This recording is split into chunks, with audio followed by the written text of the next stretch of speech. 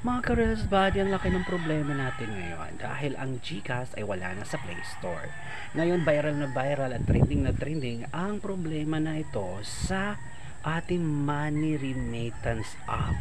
Diyos ko, ito pa naman ang number one na ginagamit karamihan, lalo na sa international.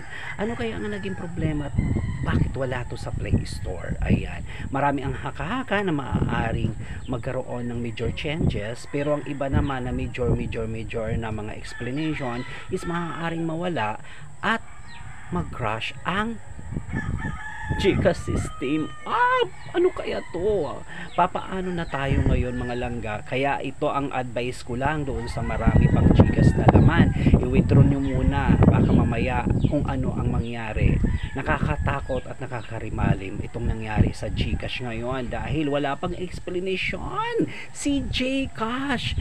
Kaya gumawa ka na ng paraan, ka-Reels Buddy, bago mahuli ang lahat.